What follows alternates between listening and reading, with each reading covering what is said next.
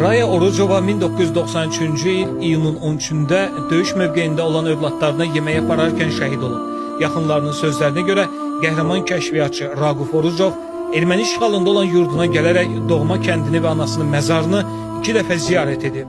Səfərinin təfərrüatları geri dönəndə özü ilə gətirdiyi erməni hərbiçiləri haqqında danışmasa da anasının dəfn olunduğu yerə xüsusi işarələr qoyduğunu bildirib. Gələndə də qəbri çətinliklə tapmadıq, baxmayaraq 28 il ötüb. Qəbir nişanələri ilə, o dediyi sözlərlə həqiqətən o kubik qırıntıları, müəyyən şeylər toplamış ki, özü üçün nişan olsun, gələcək üçün nişan olsun. Bizə çox çətin olmadı bu qəbri tapmaq.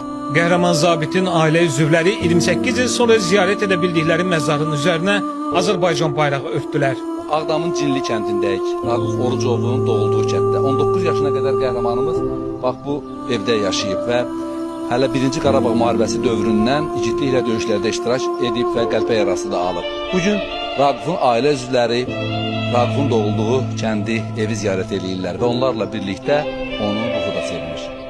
Şəhid zabitin xanımı Sevinç Orucova Ağdama ilk dəfə gəlsə də həyat yoldaşının bu ərazilər haqqında ətraflı məlumat verdiyini bildirir. Onun sözlərinə görə Raquf Orucov bu yerlərə mütləq qayıdacaqlarını tez-tez vurğulayırmış. Biz artıq onun evinin böyüdüyü, dünyaya göz açdığı evin qarşısındayıq. Digər ailə üzvləri ilə birlikdə.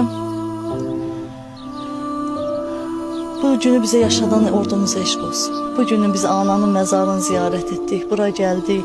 Bu günümüzə eşq olsun, bu günümüzə şükürlər olsun. Bu gün Raqufun ruhu şaddır, bizimlə bərabər buradadır.